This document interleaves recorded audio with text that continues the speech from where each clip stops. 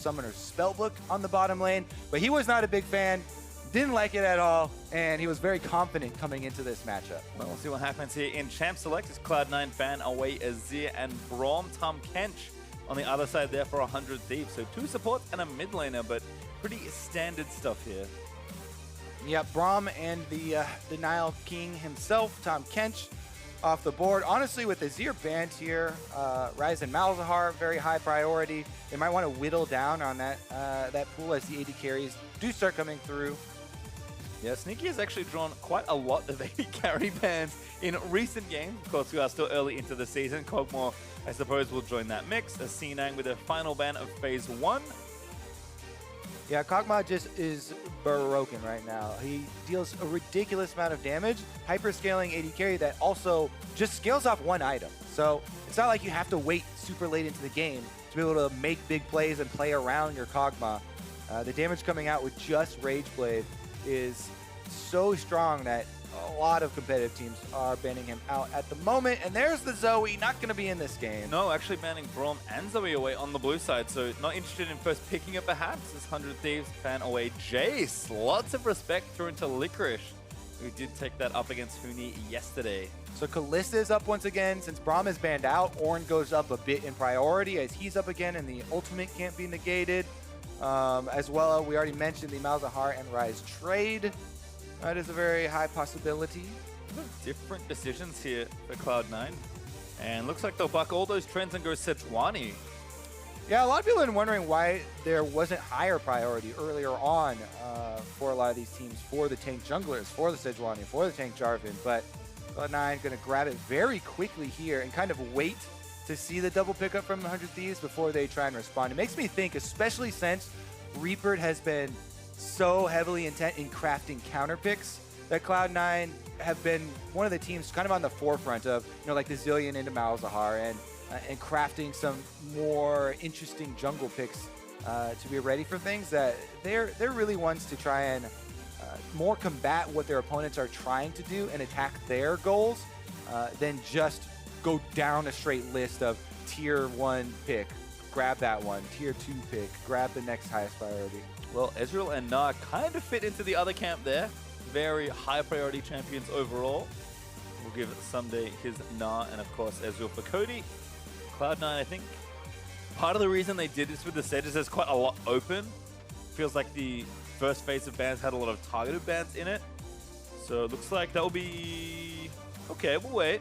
It looked like an on briefly, but it's actually going to be Camille for Licorice, I believe. Can be played jungle. It's pretty rare though, and Licorice does love this champion, I think also into this matchup. Yeah, I mean, they may have been looking for an Ornn earlier on with the Braum ban, but with a Gnar pick up here early, they're definitely trying to get some kill pressure onto the Gnar. Camille, especially with a Sejuani, they can stack up the passive stacks for a stun very quickly.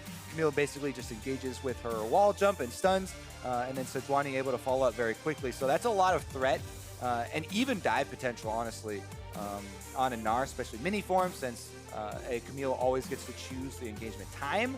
So a lot of threat there from Cloud9 and a nice little adaptation for the top side. Meanwhile, Taric for some team fighting presence. Smoothie has been one of the premier Tarics in the North American LCS for quite a long time, actually. Yep, what a better way to enhance that dive potential than with a Taric ulti. As looks like diving come the other side as well. Meteos on the Zac. Of course, a long pocket pick of his. The original North American Zac, KDA King Meteos. I was wondering, I actually tweeted after last week to him, when is he going to pick the Zac back up after such popularity has really been throwing into this champion. Everybody's trying to get their hands on the crowd control, as we just saw Darduck play a very good Zac in their last game versus TSM. Meteos also going to follow this one up here. And you kind of have a similar train of thought with, where are the tank junglers? I think pretty quickly players are realizing just how good Zac is, so his stock seems to be rising here in the NALCS. Yeah, let's talk a little bit about the weaknesses, because he's not without his weaknesses, and the reason people were fairly trepid to pick him before, the early game on Zac is punishable. It's difficult to punish it on Sejuani. It can be done, but usually it would be a much more offensive pick. And a lot of junglers were, especially from solo queue, you're kind of conditioned against, punishing champions early like that. So Zach here in competitive gets through the early game a lot easier with people protecting and being able to farm up. Once Zach gets his farm, though, the engagements, you talk about the long range, you talk about the multiple forms of CC and the length of that CC. It's really been able to highlight the strengths of Zach while kind of covering up the possible invades that people would want to do on him early. Well, bans are done for this draft here as 2 ADs continuing to get taken away from Sneaky, Trist, and Sivir. With Ezreal already picked will go off the board, and Alistar with a support ban and a Rise ban actually there from Cloud9. So I think trying to shift the mid lane towards maybe a particular set of picks, but there's Shen going to save counterpick there for 100 Thieves. Yeah, and you would think the particular set of picks would be, oh, they're going to pick Malzahar, we'll do the Jensen Zillion again, so it wouldn't really be a big surprise without, that's kind of the trio that's just floating around right now. Because 100 Thieves opt for another tank here, tanking the bottom side as well as tanking the jungle, and Gnar, maybe semi-tank, I guess, for Ssumday in the top side. They definitely have a very beefy front line and looking for huge DPS from their mid laner, from Ryu, who has been performing quite well. It looks like Kalista did make it all the way through, so not kind of a strict late game carry, but still very strong, especially in the earlier stages, and can snowball those team fights, of course, with Ren. Kind of the question is now, what does Jensen want to play blind here up against Ryu? You're kind of caught in a weird trap, because if you don't pick Malzahar, you're probably going to give it to Ryu. But if you pick Malzahar, maybe Ryu has his own counter pick prepared.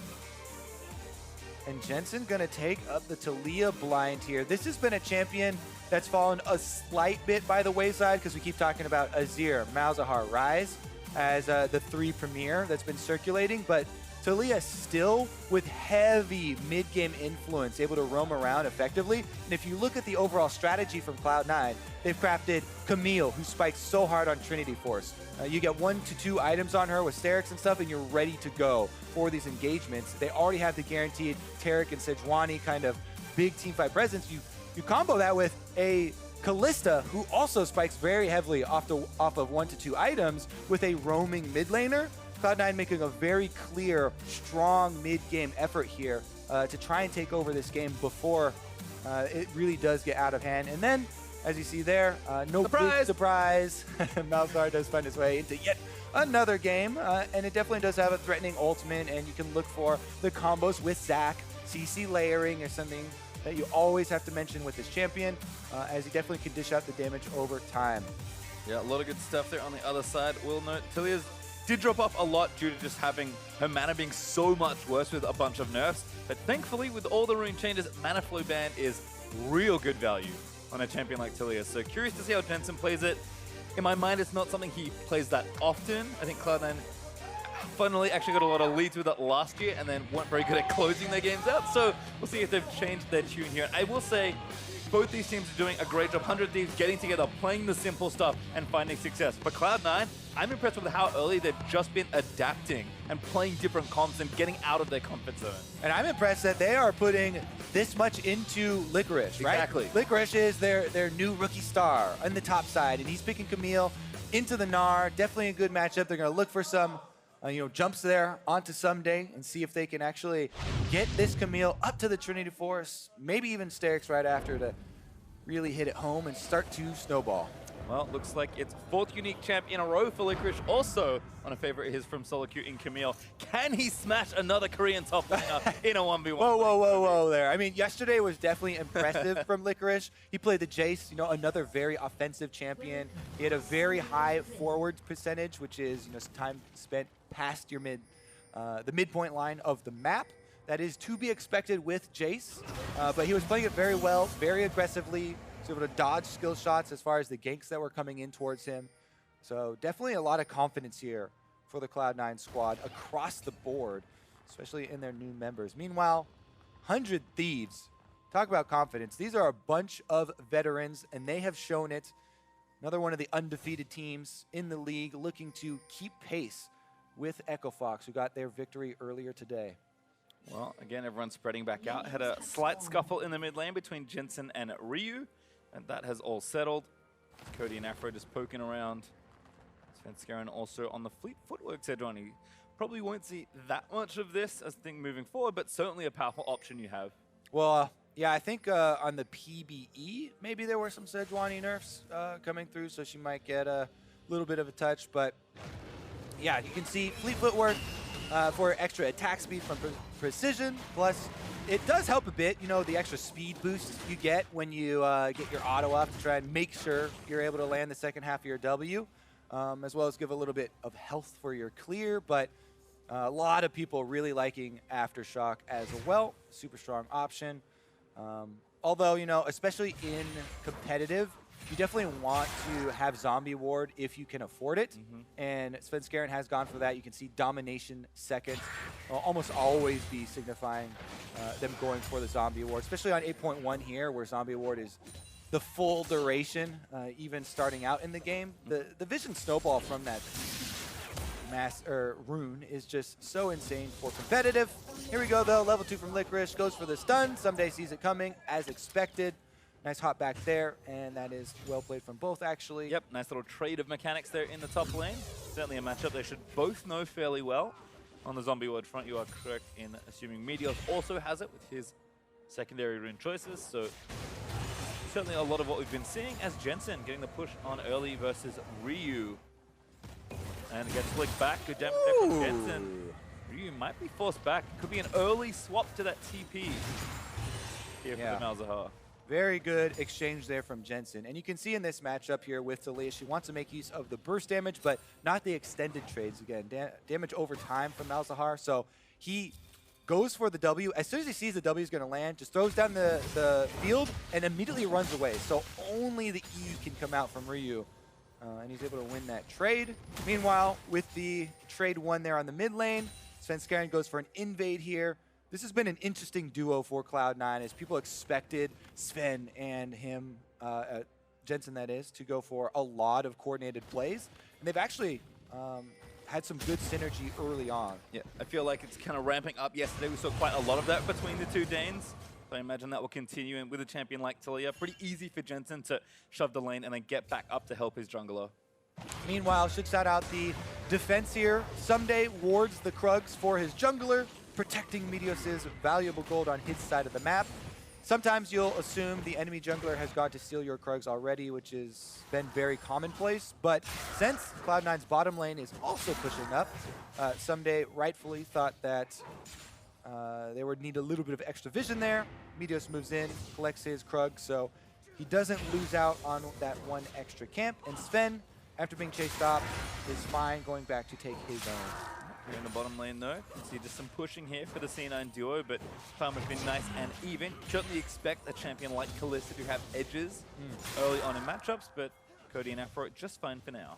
I really like the well-played Kalista-Taric duos, too, because Kalista's so mobile that she, even early on, works very well with the Taric stun and kind of re-coordinating the angle that you want to get with that to be able to land a good long Taric stun on somebody. Other great options are Tristana, you know, with the rocket jump, obviously, can really threaten those all-ins. Huge amount of vision, at least, from all the pressure C9 2 have gotten. Smoothie gets 2 wards down, and the Sentinels are patrolling that area as well. But the Aphro's also gone back. The Cody just going to have to play a little bit safer, but should see a recall from everyone here in the bot side in short order. You can tell, Cloud9 are no stranger to Meteos' jungling. They know he hates above everything wards in his jungle, and especially on Zac, if your approach is warded, then it will be very difficult for you to pull off the long-range slingshots that everyone is always so scared of. So Cloud9 put a lot of effort into deep wards and deep counter-jungling there. They first went topside, left a lot behind there, then bottom lane pushing up, also able to get that vision, and they track the Zac. Now, after he finishes Wolves, he will again be sighted, and Cloud9 can still play around it. Meanwhile, they're leaving Licorice on the top side, doing very well with the Camille. Gets to the early Sheen, which is the most important item line for this champion. If you don't know how she works, with the Q activation, you can get the extra true damage on your second precision protocol, and the extra Sheen proc will also benefit from that. So she gets huge burst damages, and that's why we always say the Trinity Force is king on the champion, and it really kind of transforms the champion altogether. Got to wait a little while between Qs, but it's about as long as it takes Spellbook to come back up. So certainly some good synergy there. For a triple TP back from the fountain there as the dual lane with those double unsealed Spellbooks get back down, and Licorice also burning his to get back to that lane quickly. Yeah, it's been really interesting. The kind of arms race in bottom lane where people going spellbooks. Oh, top side, we have Taliyah. Here comes the dive on a Ssumday, level 6, gonna get himself trapped in the real wrong place. First blood over to Sven, the Malzahar ultimate. Last on the Licorice, goes unstoppable for a little while longer and flashes out to safety. I really am going to enjoy this replay because there was a lot of good mechanics here. Meteos, though, going for a re-engage. Not over yet. Ult in onto Ryu, gets knocked back in by the Taliyah, and Licorice grabs the next kill. Meteos maybe now in trouble, does have cell division, but... Very, very clean moves from Cloud9 here. We already set up the Svenskeren Jensen double roam with the Taliyah as well as the Sejuani. Trying to camp for the top side. This Camille matchup into Gnar can snowball out of control. They do it right off of his Sheen buy, so he has the extra damage. Then, within that tower dive, Licorice plays it very well. You can see he's going to use his ultimate to drop the tower aggro after it takes one more shot from the Malzahar ultimate to kill him. So, they go for the original kill. Licorice takes the tower aggro because he can dodge tower shots with his ultimate. He then does not critically attack Ryu after using his ultimate on him because it does take you vulnerable and does take the tower aggro off you. Then with the re-engage from Meteos, they immediately turn here. Svenskeren ults very quickly in, and it's a very good turn for Cloud9, getting an extra kill in addition to that summoner from Ryu. So very quick, kind of self-snowball there off of the top side, and it plays right into Cloud9's game plan of having this Camille super threatening into Gnar. Even parlayed into a red buff steal as well, so the Danish duo playing exceptionally well together in the early game has seen them pick up 2 kills and 1,000 gold ahead for themselves. Again, this is what, having seen Champion Select, you kind of are looking for them to do, but it's just kind of rare even that you do see things go that well according to the strategy you've laid out and the game plan that you have laid out. They abuse the early game here. They do get the Camille snowballing. And look at the vision they even left behind. So Licorice is really set up well to kind of carry this game as the young guy on the squad and the one with a lot to prove. Meteos, though, just taking it as Licorice roams down. Again, now he's going to repay the favor, perhaps, looking down for either the jungler or the mid laner. Camille ulti back up and running for Licorice, so has a lot of options to play make, but going to meet the wave here as Ssumday hops away. Little fake, perhaps, from Licorice, or may have misclicked, but yeah. Wave's coming in, so needs to clear it regardless. Yep, Licorice not too threatened. It's a Ninja Tabi Rush. Doran Shield Gnar is about as defensive as you can possibly get because he has to worry about these all-ins. That could definitely come at any moment. Meanwhile, the bottom lane, this is a Kalista lane, as you mentioned, Pastry. Now they're post 6, so the threat mounting there as well. That being said, Shen ultimate now available for Aphromoo, so they would hope to try and turn around one of those all-ins maybe on the top side, but Cloud9 should be expected. Ooh, Ssumday just missed that ulti, and here's the 2v2. Meteos has already been spotted. Gonna have to get out of there already. They're gonna go back in onto Ssumday. Dodges out of the stun, but there, unstoppable in. Svenskeren moving through. Here comes Aphromoo, like you mentioned. Ssumday getting low, but that's not enough to taunt. Let's pick it up the Licorice, but Jensen up! Trying to take it down. Meteos does abduct Licorice and take him down, but Smoothie up here as well. A flash stun finds Meteos, but it's just the passive that might get popped and doesn't even go down. And the Aphromoo Shen ultimate that we mentioned, sometimes they don't keep track of that coming from a support position, but post level 6, he is the determining factor here in the difference of this top lane play. Cloud9 does go along with the exact same game plan, but Aphromoo barely turns this around as they're able to nullify this gank on top side. Okay, so here they come through. They think they've got all this vision. Ssumday's ult is gone. He's gone mini Gnar. This is like perfect setup, right? But Meteos expects it. He is here. Aphromoo from the bottom side is looking. You can see on the mini-map, Aphromoo even runs into his own jungle so they can't interrupt him. He gets off his Stand United, buys time for Ssumday. Then they have the double combo. Taunt into Meteos' ultimate to take Licorice back. They get the early kill. And even with all that, barely get away with it, since Smoothie as well from the bottom side is running the Spellbook, that teleport you talked about. So he's trying to get up to top side. It's just not as quick and not as impactful as the shield from the Shen ultimate and the quicker arrival. Global a little worse, unfortunately, there. So nice play from 100 Thieves that turn that back around and give themselves a kill. Still down about 1,000 gold as Svenskeren and Jensen continue to run amok in the 100 Thieves jungle, pressuring again towards that top side. Most of the Raptor camp getting lost there, but Meteos does claim a little back. Fortunately for Ryu, it's just really tough for him to out-roam a champion like Taliyah. Yep, gonna have to just try and shove the wave. You E on a minion, Q for the extra damage so they get low, and then spam your Voidlings. Hope they just take care of it. Ooh, great little play there from Licorice, but another wonderful hop from Ssumday.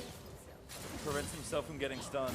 Meanwhile, Meteos has had a tough job clearing out all that vision we talked about in his jungle, right? So Zach is going over vision right now, and this could be very dangerous. Right now, though, they do have an extra summoner in the 2v2 up top, and with all this attention top, the bottom lane has quietly taken the first bonus turret gold with the activation down there. Sven is also on a ward now, so both teams have knowledge. Yep, who's going to win this 2v2? Svenskeren, yep, going to get jumped on by Meteos. Taliyah's already here, though. Jensen just roamed up, didn't need the ulti. TP comes back in. Licorice, we're going to try and lock down a target, but Ssumday's about to go mega. He does get stumped, but he Gnar spent into the wall. Devin is good. Ryu gets knocked back in by Jensen, who's trying to run interference. Meteos getting low, going to get isolated by Camille. Licorice barely able to get the Ryu gets the Zhonya's down. Stays as good as Jensen will collect the kill on the other side. Now it's just 2v2 as he tries to TP out. Meteos kept alive for a little while longer. That was the blob he actually wanted to protect, but Jensen grabs the double and still has ulti if he wants to chase. He does, looking for Meteos again. Meteos, the old member of Cloud9 as Jensen doesn't quite grab it. Now Aphro finds the taunt, but not in turret range. Smoothie roaming up as well. Jensen shoves Aphro back. Oh, this is the League of Spellbook, Pastry, when we've got bottom laners turning the tides. All last year, everyone was complaining, oh, there's 5 people bottom lane. Oh, everybody's just ganging up on bottom lane. Now the bottom laners are getting revenge with their support Shens and their Spellbook teleports that they've taken. Again, though, Ryu, you mentioned, it's hard for him to keep up with all these quick global plays. He tries here again with the teleport. The Cloud9 on the Taliyah. Jensen was already halfway up the river, and they're able to make it happen. So, Meteos starts it out on Svenskeren. They think they've got the edge here. Teleport comes in from Ryu across the side. Ssumday goes mega, gets the stun. Then Meteos' ultimate is able to finish off that kill with the Malzahar damage, but Jensen is just annihilated Ryu during this time, and Licorice flashes for the execute, but Ryu, even though he had a well-timed stopwatch to deny the kill from Licorice, still has Jensen on his back. Yeah, denies the healing as well. Licorice might have lived, actually. Did grab that takedown. Instead, Jensen tries for the last fight, does not grab it, but still looking strong as even damage done to the mid turret by the duo. Cody shifts out of that dazzle. Very nice play from the Ezreal, but again, we kind of ignore bottom lane with all that topside pressure, but Sneaky and Smoothie have done so much work just by shoving up the lane and being in the faces of 100 Thieves. We're getting yet another very proactive game here with all the teleports taken from Cloud9, trying to push the tempo with their roaming Taliyah from mid, and it has earned them this early game gold lead and the tower advantage, right? The tower that the bottom lane took, pretty much all by themselves, by the way, has opened up a lot of the control around this dragon, and they're not letting up on the tempo. It's key. They switch up topside extremely low. They're trying to pressure this one down. They want to completely open up this map to allow for this Camille Trinity Force now completed to split into Ssumday and continue to try and get that sideways control. And there's another turret again. 2v2 pressure enough in the top side to take down another outer turret. Thieves going to have to be a little careful. Svenskeren, though, going to get the jumped on by Meteos' slingshot. Goes unstoppable, abducts back into the team. Stun, no, flash out from Sven. Doesn't take the red buff. Somebody got it. I think it was Meteos. Yeah, I think Meteos was the one to land the second smite there. Sven also, actually, whatever. I think he already had one. He already had one. The sequence of events, unimportant, as Meteos is the one wearing it. Ryu now trying to defend mid, but it's 4 members of Cloud9 rotating down to the last outer turret standing. This is certainly important if they can take down this turret. Ryu needs to be careful, gets his spell shield knocked off by Jensen's Q. Sneaky laying shots in. Only 1 QSS on the side of C9. It belongs to Jensen, who rushed it. And we do have a rotating Licorice over here who's pushed the bottom wave and then was even threatening 5 members of Cloud9 around mid, but the more secure play would be to take the neutral objective. You have Kalista Rend. It basically secures that you'll get the last hit on any of those neutrals by stacking up the spears. And it is kind of in dangerous territory for 100 Thieves to contest. Cloud9 can easily push both sideways to get themselves into a good spot. and then kind of collapse onto that objective. You can see they've littered 4 control wards in this top side by the Rift Herald, so they can kind of take that objective at their leisure and use it to crack the last little line of defense here for 100 Thieves. Jensen also got blue up, so a soft reset of the map here for Cloud9 as Smoothie also takes a recall. Could be the same as his partner. Looks like a lot of gold actually for C9 to go and spend.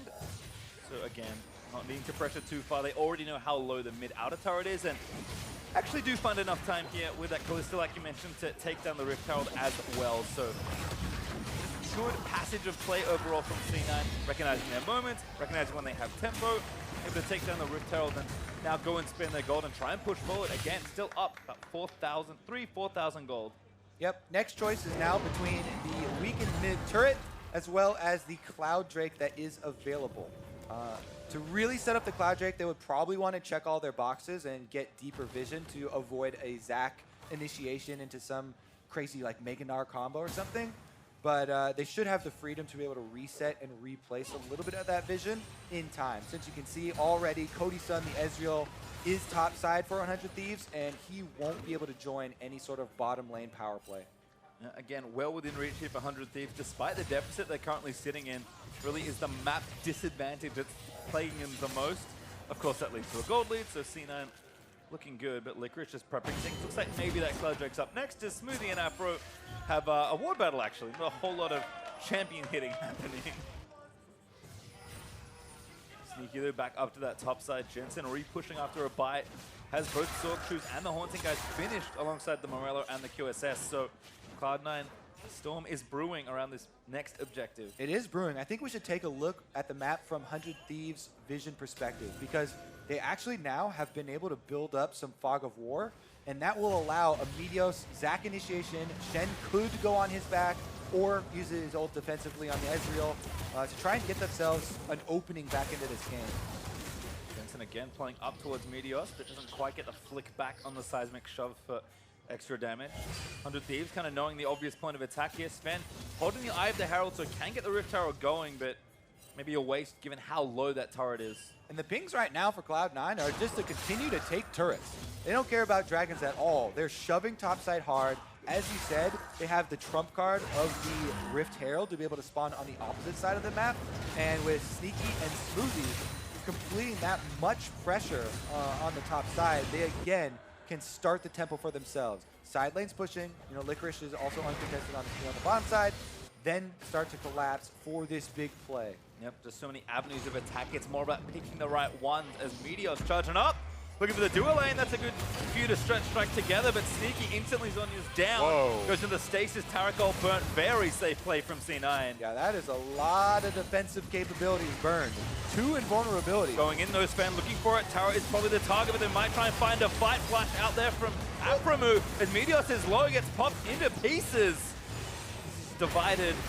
Oh, a good ult there. Actually onto Sneaky. Damage is good, but Sneaky, no, gets out of the way. Jensen able to find the snipe. The heal burn as Sneaky was ignited, but Licorice is left out to dry as a result, down to Aphromoo. Ooh, a little bit of an overstay from Cloud9 after so much was burned from them. They did chase down Meteos, though, so it is a 1-for-1 in the end.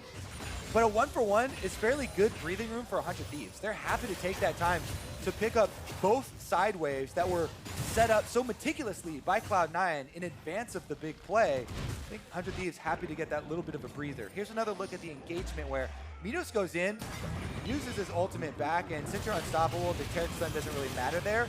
But both invulnerabilities, it's, you know, a nice little looking combo. As you can see, no threat of a Malzahar killing Sneaky there because they instantly use everything. But then they won't have it for a tower dive, and this tower dive looks a little bit rushed as they start it onto the Shen and the Zac, the front line here, and they do get Meteos' Zac passive, and you know they'll eventually get the kill, but now the Malzahar ultimate is still saved, and they force Sneaky out of the fight, which allows them to collapse onto Licorice and grab their counter kill, plus leash the dragon. Yeah. Cloud9. Ssumday was like, if no one's going to take this, I want it. But it looks like that unfortunately will be stopped. Licorice missing Challenger Crab, who definitely juked out of the way of the Camille hookshot. And Rift Herald is hanging out in the bottom lane. Nowhere else good to really park it.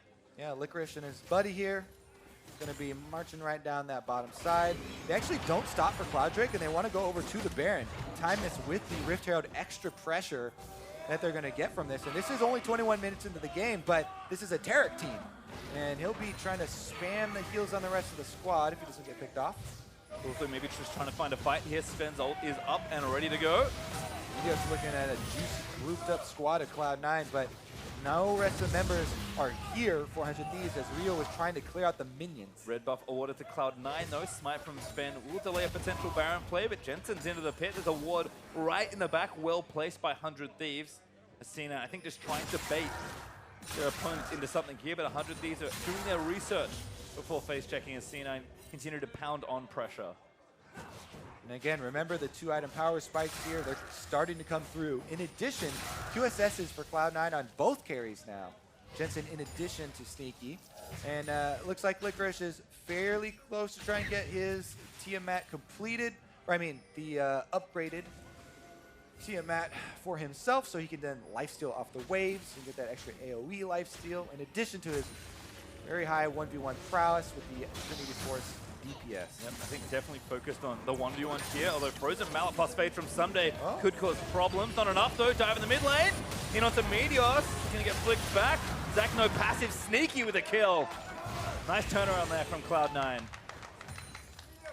All right, let's see if they can actually use the power play, because we have a recall right now from Licorice, and though he does have teleport, that will let up on the sideways, and Ssumday also has teleport, so they could answer. Jungler's dead, stop Baron seems to be the call here. TP in from Licorice, C9 committing resources to try and get this objective. It is a Kalista, so they could try and burn it down, but it's at 3,000! Oh, Taric ultimately gonna just try and take it down before anything else happens. Ryu gets suppressed. Oh! Target Svenskeren out. Licorice dumps it onto Ryu, and that's gonna take him down. The ult2 follows. The Baron goes to Cloud9. Another death there landing onto Aphromoo, and Ssumday tries to get a kill, but he cannot find it. What an insane wipe there from Cloud9. They take down the Baron. Smoothie flashes in with his invulnerability, so they get the Taric invulnerability on Malzahar damage from the ultimate, and then Licorice goes offensive to grab the kill there. So in addition to the huge Baron pickup, they also grab the kills.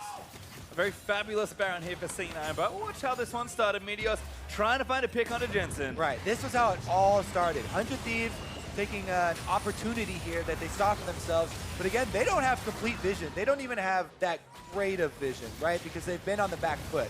But that's why it's a 4v5 here, and why 100 Thieves want to force this fight. Because they know that if Baron gets low enough, it'll get rented. Smoothie there, flashed over, so that his part of the Taric ultimate would land on Svenskeren. It saves his life from the Malzahar damage. Meanwhile, Licorice goes in, 1v3 almost there to pick up the kill, flashes away at the end, and the heals from Smoothie kept him upright as well. Cloud9 get out without a casualty and a couple of objectives on their backs. And finally, the Cloud rate goes down. 24.5 minutes in. Cloud9 collect their mascot, and C9 looking to push down this bot side with Baron up for two more minutes. But a very well-coordinated set of plays there with some creative Taric and Kalista usage. We'll see what damage they can get done. 0 turret still for 100 Thieves, so running out of room to play with. And that's trouble in under that turret. Cody Sun forced to burn the stasis. And flashes out. Yeah, that's safety just enough there for Cody. He gets out from over everything. Jensen's like, yep, that doesn't work, and Ryu's now caught. Wall was up for a little while longer. Stun is massive, landing onto 2 Meteos. Tries to dive back in, but he ultis out to safety. Can't abduct anyone back into the team, and Cloud9 unrelenting in their pressure. Great to see a team actually drafting for mid-game and playing it really well. Cloud9 playing off their power spikes, Baron buff inside of the base, an inhibitor at 25 minutes right now. We are ahead of schedule, Pastry. Certainly so, C9. Just increasing the tempo with each and every play. Still a minute left with Baron buff here, so another play can be made, but go back, spend their gold, and look to charge down maybe another turret. Ravenous Hydra completed for Licorice. Trinity Force completed. He has a little bit of defenses from his Ninja Chabi and a No Magic Mantle. Cloud9 just across the board feeling extremely confident about the execution now. Certainly so. Again, the push still comes. Looks like Jensen's even working on a death cap to give you an idea of how far ahead they're snowballing this game. Oh, found one. Oh, Meteos! Oh no, he got trapped in the arena. Meteos gonna get knocked back down, cell divided. And Ryu gonna try and find something with the 4 little blobs going down. Sneaky on a killing spree. as he takes down Meteos. Yep, can't get away from Camille. Ultimate locks you inside, and they're able to get the pick on such a key member. Taking down the Zac passive is a big cooldown and takes away almost all of the threat of the counter engage from 100 Thieves. Now, if it was to happen, it would have to be a huge play from Ssumday, getting a large stun. And even then, there's so many answers from Cloud9 that they are unafraid. They're just shoving up straight through top lane, mid lane already prepped as well, and they have full control of the map. Yep, they just take a turret, the Baron wears off, and they'll happily take those objectives. As again, Super Minions still moving in. They've still got Jensen's ulti as well, if they want to use Weave as well as a sieging tool. Haven't seen that one in a little while. It looks like mid lane tier 2 is the first order of business, and Ssumday, you're into the turret, about to go mini. Very tired little Gnar. Licorice, though, no ulti to lock him back up. Meteos finds one hand on his Sven, but nothing to whack him against. And that turret's going to fall down. And with that pick off, Cloud9 have taken away the other thing they had to worry about, the flash from Gnar.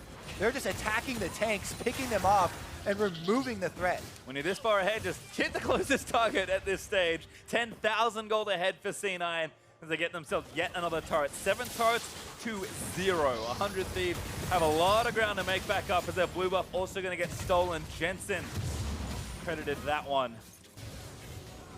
Yeah, huge gold lead here for Cloud9. They control most of the territory of the entire map. You can see 100 Thieves trying to clear out some of the defensive wards here. Meteos diligently clearing wards, getting some vision back, but there are just too many. There's too much ground to cover for them to actually secure this, and they are walking in Cloud9's sights. And I think really at this point, Cloud9 are going to have to start tripping up towards the finish line. Things to really go wrong. Baron not up for a number of minutes, so no real play to make there. It is only one inhib, so certainly an obvious defendable spot, but with the way C9 have been coordinating and pushing through this mid-game, 100 Thieves going to have to come up with something quite miraculous. Yeah, and there's just almost too many answers. Because of the pace of the game here for Cloud9 and the gold lead, they have been able to create their answers for 100 Thieves questions before 100 Thieves can even ask the questions. There are 3 QSSs now. Licorice is already done with his. He's level 16 on Kalista. Can jump right in and assassinate any target that he finds. And they have all the waves pushing, as well as the rest of the vision moving in once again. And almost no contest. Yep, even stealing the plants out of 100 Thieves jungle. Baron up in a minute 15. C9 trying to apply as much pressure as they can to this top lane, as Ssumday is still tied up with those super minions for a little while longer. Inhib is back soon-ish. 4 QSSs, even Smoothie has hiding one as well. Hiding in a sword, because that's how that works. Yeah. Mercurial Scimitar, of course, there. Smoothie has one just in case. Has to hit the eject button and pop the Cosmic Radiance. Slowly but surely, these turrets are going to take more and more damage. There won't even be time, really, for this next Ocean Drake to spawn before Baron is back and on the table. And Licorice threatening in the side lane can 1v1 just about anyone at this stage of the game. So, like you said, too many answers and not enough questions for 100 Thieves.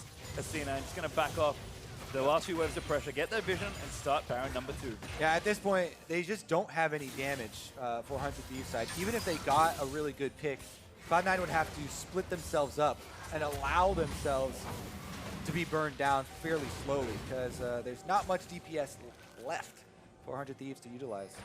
Well, again, they have to live up to their name and try a steal on this next big objective, but Cloud9 have done all of their homework in the enemy jungle and actually baiting in for a fight. I mean, 100 Thieves have to check. They've got no vision here. Maybe an Ezreal ult's a good way to start it off, but C9 looking for a fight. Let's get some Fog of War here from 100 Thieves side, because these are the tense moments in the game, right?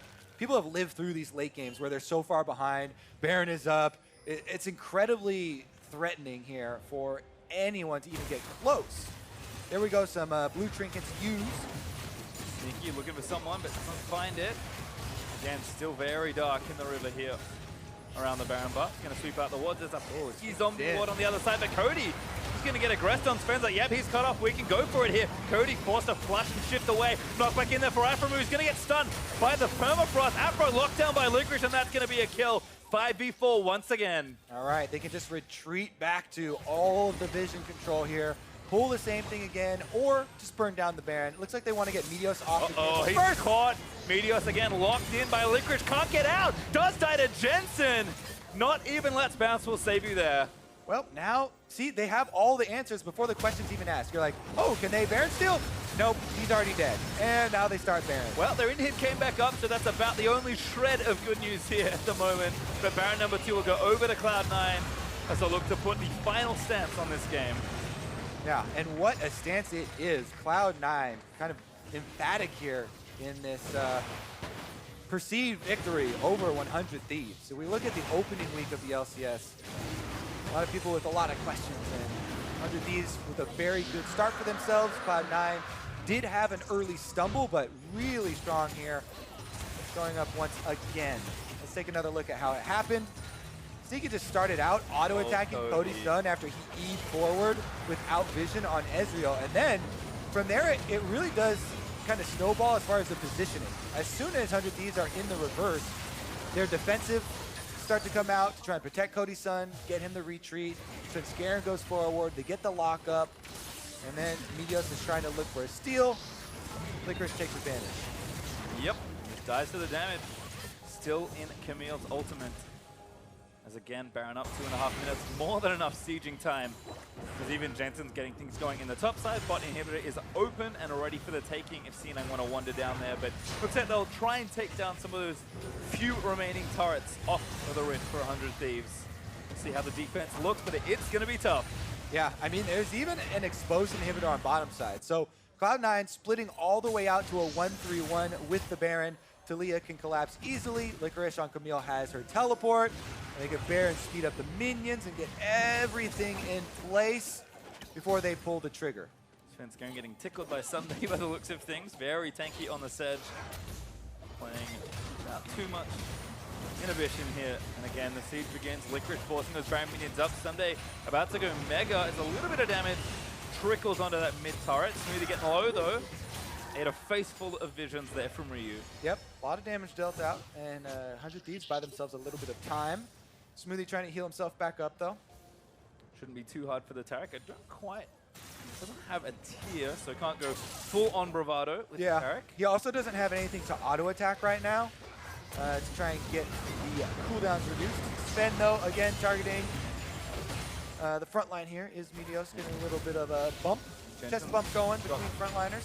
Jensen's got things going as well, but 100 Thieves doing a nice job kind of catching these waves. CNO not quite syncing them all together, but Jensen is going to look for the cutoff play. Cody gets knocked back through. 2v5 on the wrong side of the wall. Aphromoo with the Spirit's Referee trying to save the turret, I think. Yeah, Meteos actually threatening there with the elastic slingshot.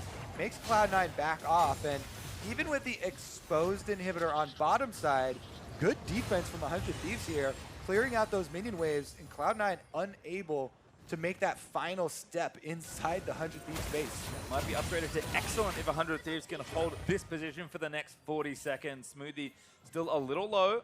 Licorice now the one to try and siege the top inhibitor turret. So this is the difference. They're going to try and push everyone else to the exposed inhibitor and have a Licorice be the one split pushing solely.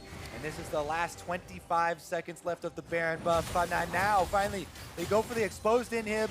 Just muscling their way in and will take it. Looks like 100 Thieves going to try and force something, but they're going to start the fight off first. Suppression down. To the only member without a QSS, Svenskeren goes down, but Ssumday's transforms into Mega Gnar and will live through the onslaught.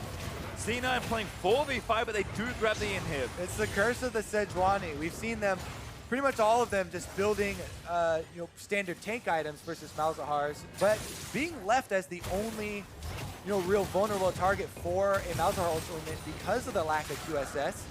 You either need to have a QSS or a Gargoyle Stone Plate at the very least to get the damage reduction during it on. And right there, you get to see the shredding abilities, and 100 Thieves, even though they lost their inhibitor, they kind of limited their losses with how much of an advantage Cloud9 had. To only lose one inhibitor and be able to come away with that kind of counter kill on his Svenskeren before Taric ultimate is able to land down is quite good news for them. Not quite enough there on the timing.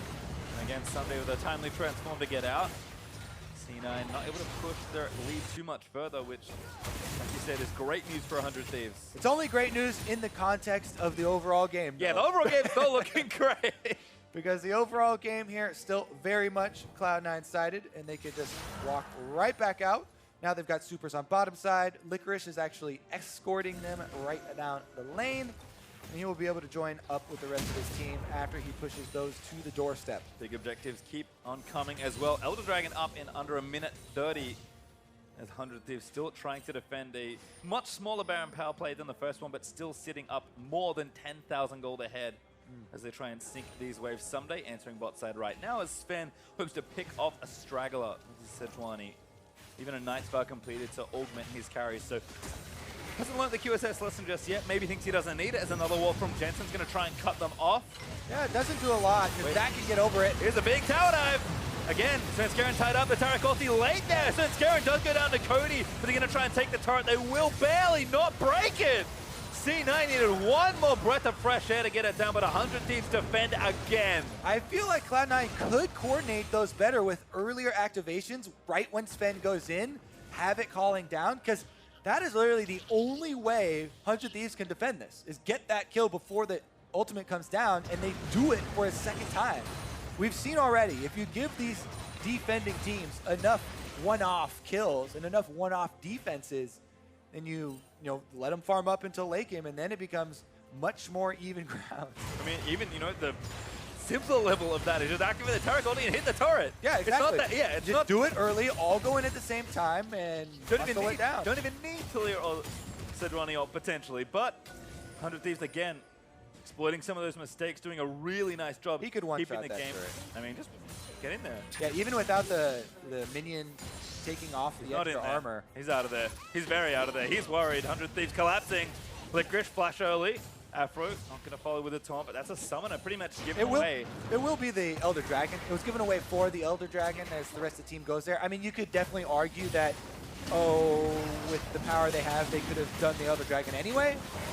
But we'll say, since he was up there, and the defenses have been happening for 100 Thieves, that now with the extra burn, is this going to be enough for Cloud9, taking the Baron afterwards to actually push inside the base? Yep. Or will 100 Thieves try and mount one of these fights into an Elder Dragon team that has vision control? I would suspect not, and they would take their chances inside the base, but it looks like they're coming out of the base for maybe a shot at it. This doesn't feel like the fight. 100 Thieves are all 5 strong here.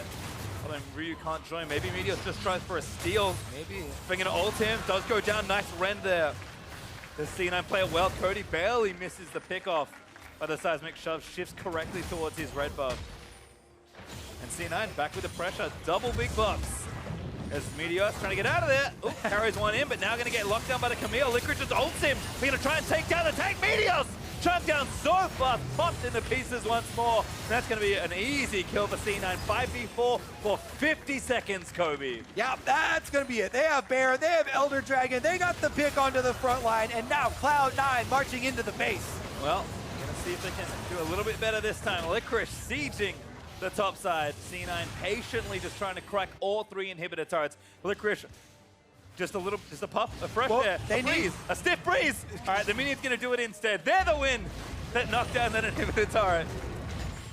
They got to go back with their Baron buff to speed up the minion waves around mid lane, and now it has arrived. All right, and again, just pop the ulti early this time. Sven straight in, taunted by Aphromoo, but the turrets are going to fall. Inhib respawns, but I'm not sure that's going to be it as Ryu does get in a great double knocker by Smoothie after the Fates call, and it's a rampage in the base of 100 Thieves. They'll move back. They're going to clear out an inhibitor first before they can do the formalities and take down the Nexus, although should have enough time. We'll have to see. Meteos back in the mix. C9 playing a little more patiently. He's going to take down 2 inhibs, waiting for those supers. 40 seconds on Ryu. Yeah, they have plenty of time on the Baron buff and Elder Dragon as well. Ssumday's trying to make a play. Licorice dives into the Cody Sun, going to get the 1v1. Licorice popping off as he takes down the Ezreal. 1 Nexus turret down. Ssumday scoops Jensen into the fountain, lays it for a very stylish kill, but that's not going to be enough to hold this storm. C9 going to ruin the potential undefeated record and tie it up 3-1 as they close out week 2. Definitely a well-crafted and well-executed early game and mid-game there from the Cloud9 squad.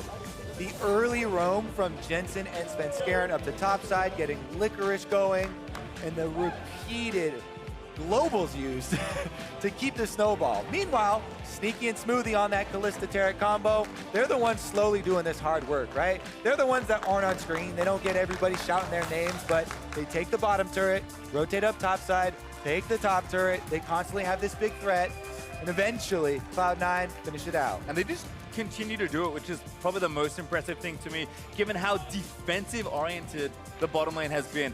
I mean, they're still playing Relic Shield, Overheal, all of the same things, the fleet footwork that make these lanes quite stagnant, and somehow they are finding consistent wins. Impressive performances there from C9, and they're very happy to pick up this win week number 2 and round out their LCS start. And again, so many questions aimed, I think, rightfully at the rookie of Cloud9, but continues to answer questions. Granted, his help is very good looking, as Jensen and Svenskeren really took over the jungle there. But, you know, if Licorice is a player that can carry when he's given the resources, why not give him them? I think it was, yeah, definitely very promising for Cloud9 fans, because, again, there was so much talk in the offseason. They're like, oh, we lost Impact. You know, that is a big blow. He was such a huge part of the team last year. And Licorice, coming from Challenger, didn't have a lot of, you know, stuff to show, right? He's only been in Challenger, so there's not a lot of translation that you can count on there, but really good performances from him on the biggest stage against some of the best top laners that have played the game in, you know, Huni and Ssumday. And yes, you know, getting a good matchup, getting help from your teammates, those are all important things. It's the team game. I mean, I think as well, just doing it on carries is impressive. Like, it might be one thing to come in and play tanks well and support your team that way, but Licorice is the guy picking the good matchups, getting the help, and then succeeding on the champions like Camille, like Gangplank. I mean, he loves Fiora. I assume that one is popping up at some point soon, given how many unique champions he's played as well. There is a lot to love here about this rookie. Been a very impressive start, and the org has clearly fostered a good environment for him to succeed. Yeah, and they clearly have confidence in him, too, to continue to draft, you know, offensive things like this and play to this style. It's fun to see a team trying to get a more early game-oriented game plan going and executing on it, trying to get these snowballing objectives off of the turrets, and that type of control that you see is actually not happening that much in the meta currently, like around the world. Well, certainly looking good, but for more on that victory, let's set it down to May and the Cloud9 mid laner. Thanks, guys. I'm here with Jensen. Congratulations on your win against the 100 Thieves, knocking them out. They're no longer undefeated. I wanted to ask you a little bit about the mid-meta and how you played today. Usually we've seen a lot of Azir, we've seen Malzahar, we've seen Ryze, but you brought out Taliyah for the first game. What do you think of the mid-meta so far, and how does it fit with your playstyle? I think right now there's like 4 strong champions, like Zoe, Ryze, Azir, Malzahar. So when they are up, usually you'll just see people rotate between them. But if a lot of them are banned, then like, for example, I can play the Taliyah blind pick here, for example, because it does well into Malzahar with the other strong picks gone. So right now I feel like the meta is a little stale. Like it's kind of just the same picks, but if people choose to like ban the stronger ones out, then I think the meta opens up a bit more for mid lane. And I also wanted to ask you a little bit about your rookie top laner, Licorice. We talked to him a little bit last week. He's been playing phenomenally. He's already been played against Ssumday. He's played against Huni, all of these big name top laners, and he's had a pretty diverse champion pull up in top so far too. What do you think of his performance, and where do you think he'll be in a few weeks with a little bit of time and growth? I think his performance so far has been pretty good. I remember first time I was playing LCS, I was very nervous, and it didn't seem like he was playing under like any sort of pressure, and I think he's been playing pretty good so far, so I'm excited to see how he's going to perform in the future. Where do you think he'll be? Do you think he'll top Huni, or? I mean, yeah, of course. Perfect. Well, thank you so much for this interview and congratulations on the win. And for more on this game, let's hear from our analysts at the desk. Thank you very much, Avali. Congratulations to the Cloud9 League of Legends squad as they pick up another win here on the weekend, move to 3-1. But we need to throw that organization an additional congratulations, as during that game, their CSGO team was the first North American team to win a CSGO major in double overtime of a best-of-3. Pretty sweet. Don't give up, League of Legends fans. It can happen for us too. Maybe we can win a world here, dude. Yeah. Franchising, got all these players in here. This is it. Let's build the hype right now for November, all right? Okay, but as we return to this game and the victory crafted by Cloud9's league team, I want to look at champion select. Pretty hardcore. We had the question there asked by Avli about that mid lane meta, but you can tell based on Jensen's answer and the history of Reaper as a coach that this is a very proficient squad when it comes to champion select. And I think that they absolutely dominated again here. They've won a lot of their games through their draft phase, and here you have 2 winning side lanes with a mid laner who wants to roam and influence those side lanes. They didn't end up going bottom quite as much, but they had that option. And then once you get into mid-game team fighting with a lead with this comp, it's very dive heavy. Taric enables a lot of people to go in, and it synergizes so well in itself, in the meta, and against the opponent here in 100 Thieves draft. It's a little bit of a god comp we were talking about beforehand. Camille is the most banned champion in the LPL. Sejuani is the highest pick ban champion in the LCK. Taric is the most picked support in NA. Kalista is the highest priority AD carry. And how did they get all these champions, right? When you then consider the fact that all the matchups are good, it fits the players, it fits the comp. This is, and I know I think it's one of the best drafts we've seen all year. Okay. As far as the team composition and the way everything works so well. All right, but you can draft the best comp in the world. You still have to play to that comp. You have to play to those conditions that you set out, right? Having those strong side lanes and playing to them with the mid laner. It's exactly what Cloud9 did. Yeah. I think that's what's impressive too, because so much of that pressure is put on to Licorice when they keep giving him these counter mashups that you actually need to, one, win them and play around them. So you see Jensen and him going up there early on, getting the first dive off. Licorice plays this well to survive, drops third aggro with the ultimate. Here, continues absorbing pressure. And to be fair to 100 Thieves, they understood that this was going to happen, and they were usually close by for him, but it was just really hard to win these fights. Yeah, and then there is the extra element of the fact that there's a double Spellbook bottom lane for C9, so they always have the threat of sending more people up there with teleport, which makes it more difficult for 100 Thieves to make a proactive play. So just so much action in the top lane, which is what we've come to expect actually in a lot of NALCS games. And look, I know we've talked about the C9 top laner in Licorice a lot, but as the focus continually goes up there over the course of their 4 games, I've got to give a nod to this rookie who's played 4 unique champions in 4 games on this stage, played against some very tough opponents, and is sitting on a 3-1 record. I think this is the weekend that really kind of validates Licorice in a lot of people's minds. Up against Uni, up against Ssumday, still playing the carry-focused style. He is getting counterpick, which is giving him that kind of leg up, but they're showing that that's still a good idea. It's not like, oh, we're giving the counterpick so he can live. It's like, no, and then we're going to go up there, we're going to gank for him, and we're going to snowball off our top laner. And that's very impressive to see, and it's nice that Cloud9 as a team is backing him up so well. I want to take a moment, though, to now, again, return to kind of the holistic picture of the North American LCS. We only have one undefeated team remaining after the result of this game, and that team is Echo Fox. But both of these squads here sitting at 3-1, and again, it's a very solid scoreline that I'm sure both of these orgs are happy with. Yeah, I think they're both going to be pretty happy about this one, specifically just with the new players they've had to integrate, the fact that 100 Thieves only had 13 or 16 days before the season to have this work.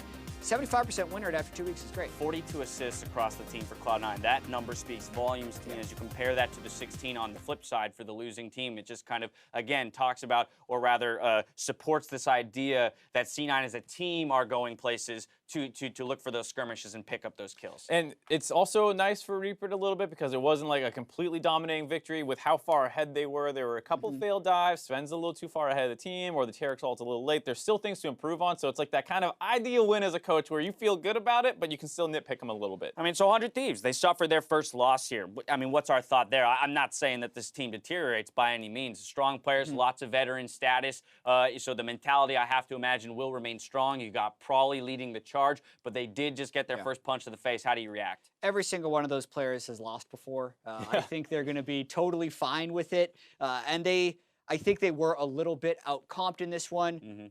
They're 100% fine. All right, there you have it. After the break, we got 2 more teams looking to end the weekend on a win. Optic versus FlyQuest. Don't go anywhere.